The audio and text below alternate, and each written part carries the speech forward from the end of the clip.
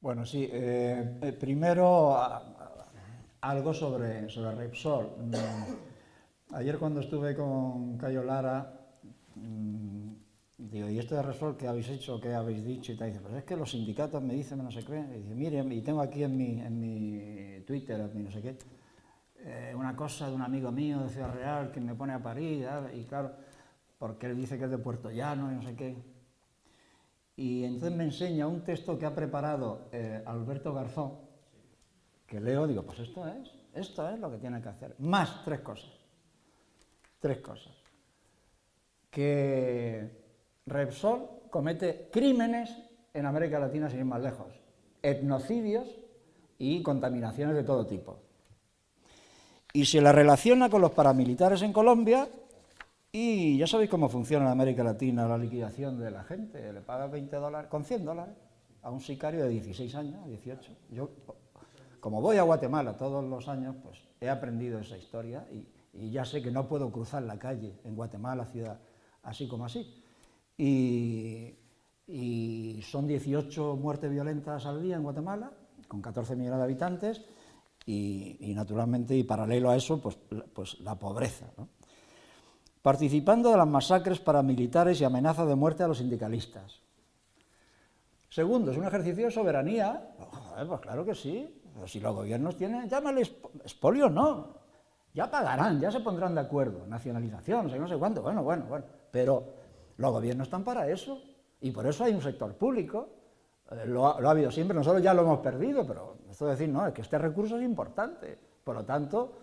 Y si además la empresa nos mamonea, como nos mamonea, nos exacciona, nos engaña, no sé qué, nos toma el pelo, pues entonces razón de más, ¿no?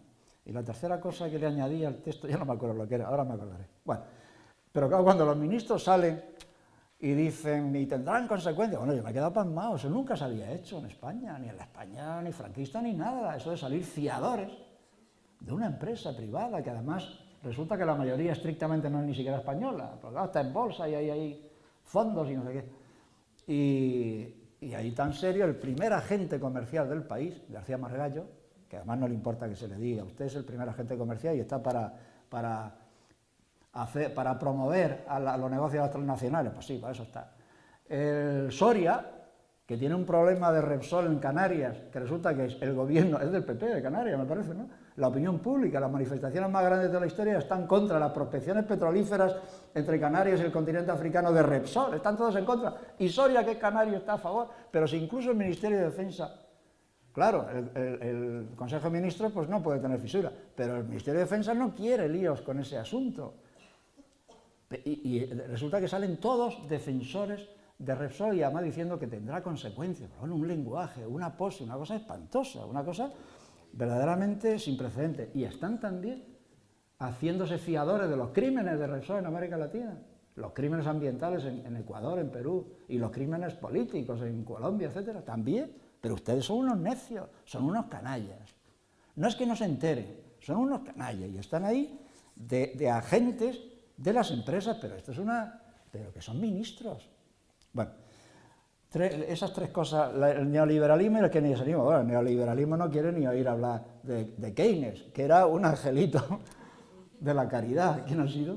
Que te mire, tú. Claro, Keynes ahora mismo, el único que habla de Keynes es el Paul Krugman y Estefanía en El País, que era en su tiempo del PT, pro-chino, cuando yo lo conocí, a Estefanía, pero en El País se operan transformaciones muy así, ¿no? Y entonces, evidentemente, nadie puede. Bueno, y otro que habla de Keynes, pues es el economista oficial del PSOE de ahora, Emilio Ontiveros, de Keynes. Es decir, de que el Estado haga algo, de volver de alguna manera, que module, pero no hay forma de volver, ni nadie quiere volver, ni siquiera el PSOE quiere volver a nada. Que el Estado, pero si el PSOE ha intervenido en esa suelta de empresas públicas, de banca pública, en esas privatizaciones, si es un partido dinástico, pero no en el sentido monárquico, en el sentido absolutamente ideológico. Hay dos partidos dinásticos, como en la Restauración y como cuando los ministros, cuando invadíamos Marruecos, los ministros por la mañana hacían consejo de ministros y por la tarde hacían consejo de administración, eran empresarios mineros y claro, mandaban a los soldaditos que no podían pagar el rescate a la guerra de Marruecos, ¿no? Claro, ahí el ecologismo, pues no, porque el ecologismo primero supera a Keynes. Keynes es un tipo simpático, sobre todo cuando sobreviene el neoliberalismo, y ahí, ojalá fuéramos keynesianos, ¿no? Porque era un intelectual de categoría y un hombre que la historia pues, lo ha justificado bastante, ¿no? Hombre, el ecologismo lo primero que dice siempre, y que aparte de que ha elaborado una economía ecológica que está ahí en multitud de libros y cuyos exponentes quizá más brillantes a escala internacional pues son los nuestros, porque Naredo y Martínez Alías son tan brillantes y tan creadores de pensamiento y de teoría en economía ecológica como otros, ¿no? Sobre todo Naredo, que está desde siempre, ¿no? Y en esa economía ecológica, antes de que estuviera elaborada, digamos, o pergeñada, los ecologistas siempre han dicho austeridad. Pero claro, ahora dice austeridad y dice, ¿cómo? Pues eso es lo que dice austeridad fiscal, de reducir gasto, de no sé qué. No, estamos hablando de austeridad de vida, de máxima contención, de máxima vida sencilla. Pero claro, esto ningún sistema económico lo admite. La economía ecológica sí. Y ahora mismo ya me dirás tú, si se viene hablando de que el ecologismo ofrece austeridad. El ecologismo ahora mismo se arruga, se aparta y dice, bueno, pues esto vosotros veréis cómo lo arregláis, porque tampoco tenemos un partido que tenga mayoría en el Parlamento, ¿no? Ni siquiera con el asunto de la energía.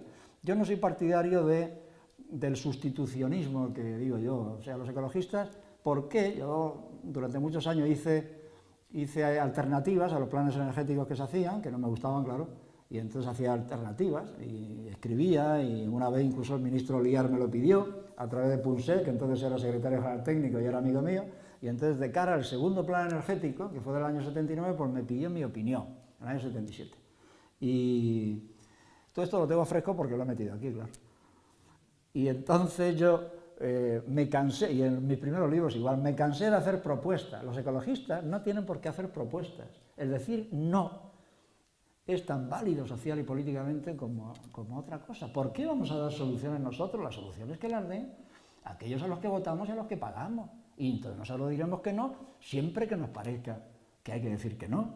Entonces, eso de que el problema renovable, es decir, no, bueno, es que claro, los ecologistas tenemos que dar opciones, tenemos soluciones, vamos a hacer energía eólica, toda la energía eléctrica puede ser de origen eólico, dice Greenpeace, pero ¿qué decir? ¿Pero qué tontería es esa?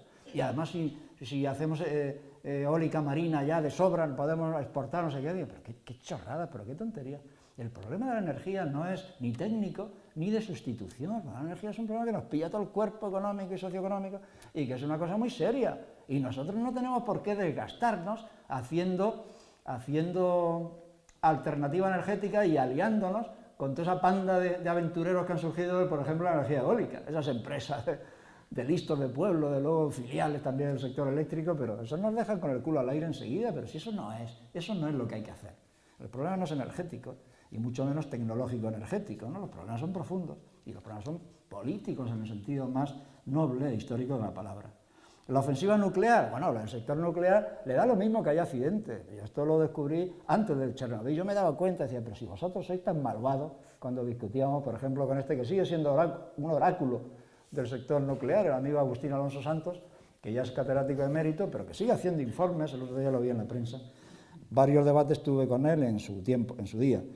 Y yo me daba cuenta, digo, pero si vosotros habléis de la seguridad, pero da lo mismo, cuando haya y de la extremada improbabilidad de un accidente grave, pero cuando lo haya, estoy hablando de los años 70, cuando lo haya, os va a dar igual, vais a decir que sigue siendo necesario, que no podemos prescindir de la energía nuclear, ese es vuestro rollo, vuestro discurso y esa es vuestra naturaleza. Entonces lo del accidente, el miedo al accidente, nosotros no nos vale desde el punto de vista de criterio, de pensamiento, de estrategia, es que nos da igual, va a parecer lo mismo, o sea, a nosotros también nos da igual que lo que piensen sobre esto y lo de la seguridad, les da lo mismo, ellos controlan, tienen su doctrina, tienen su medio de comunicación y tienen ese convencimiento de que la energía nuclear es necesaria. ¿Por qué? Bueno, pues porque no sé, no, y no es necesaria ni siquiera en Japón, donde resulta que han parado todas las centrales nucleares, prácticamente.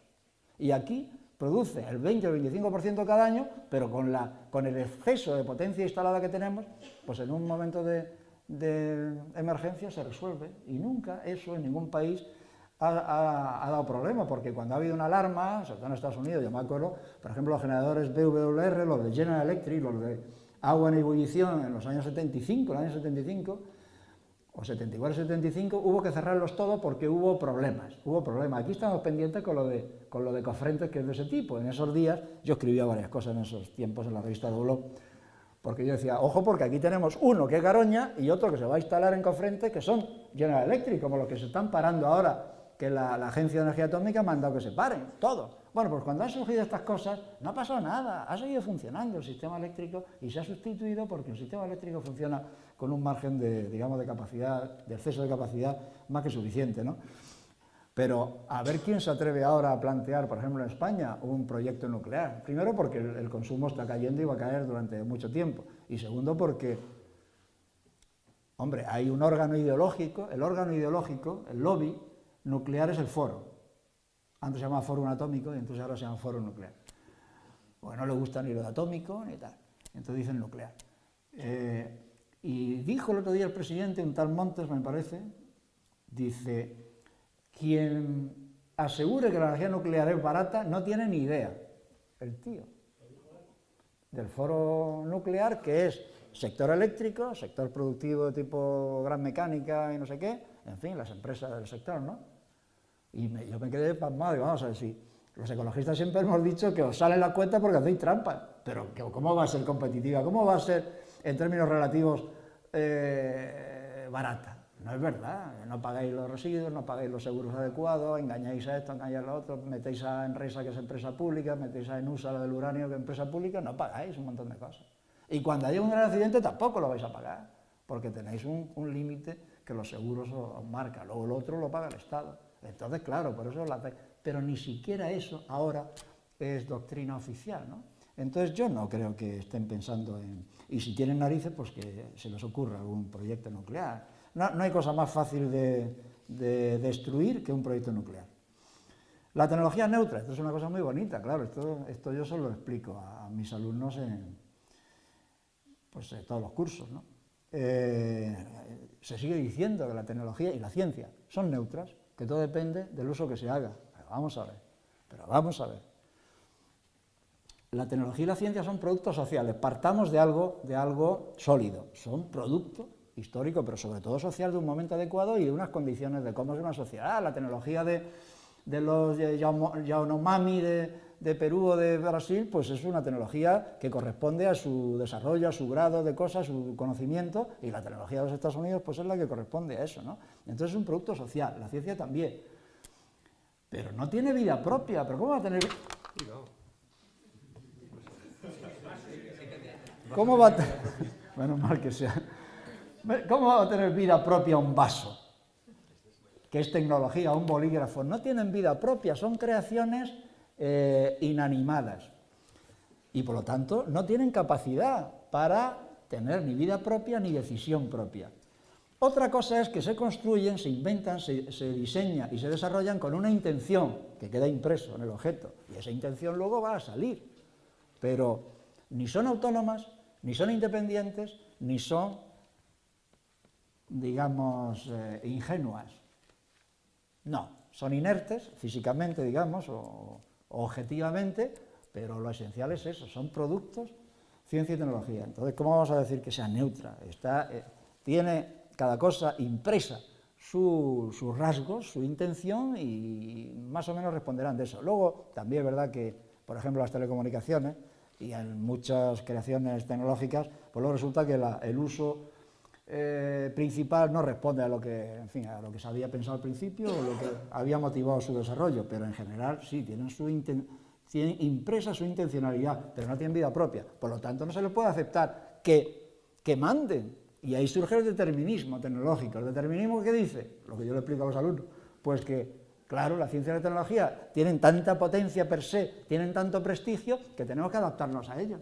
Que la sociedad se tiene que adaptar a la tecnología. Pero bueno, ¿qué locura es esta? Será al revés. La lógica es que sea al revés, puesto que no solamente es un producto social, sino que además está para servir a la sociedad. Decía antes, al hablar del progreso, que bueno, que yo no creo en el progreso humano y social a lo largo de la historia, o por lo menos como balance. Pero claro, otra cosa es el progreso científico-técnico, que habría que llamarle avance. Es mucho decirle progreso a eso. Y ahí, aunque siga habiendo el doble filo, pero bueno, es innegable que hemos hecho muchas cosas que tienen su utilidad, por ejemplo, un micro, ¿no? Bueno, y la otra cosa de Fukushima. Bueno, efectivamente, ese es el rollo que tienen ellos, todas las empresas, de que no se puede vivir sin energía nuclear y de que no sé cuánto. Pues Japón está viviendo sin energía nuclear.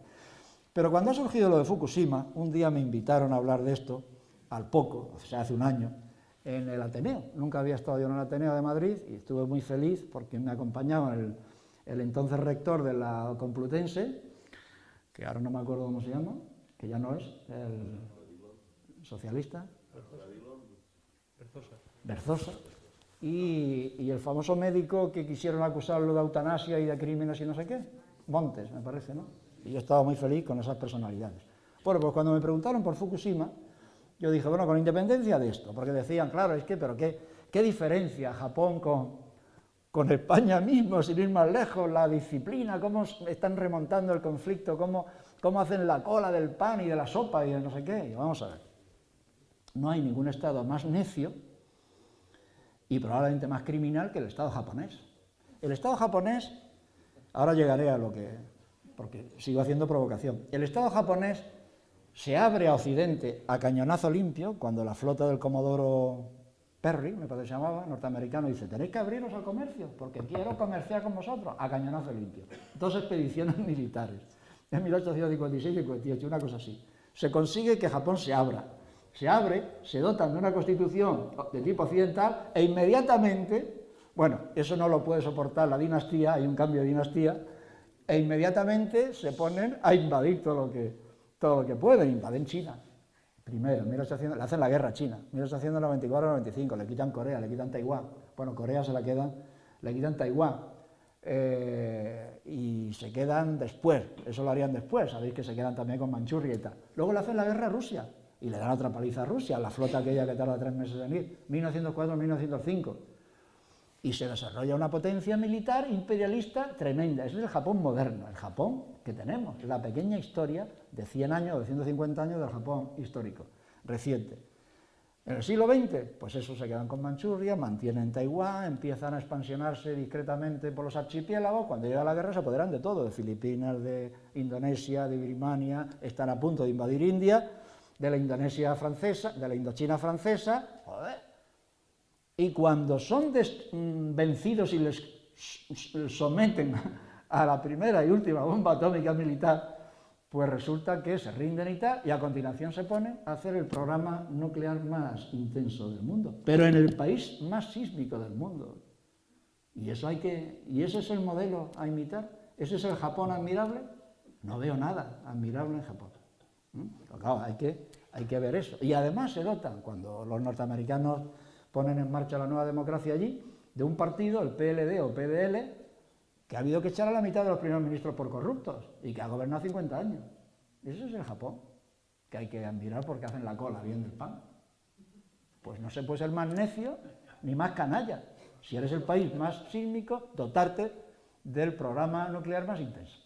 Eso es lo que tengo yo que decir del Japón de Fukushima.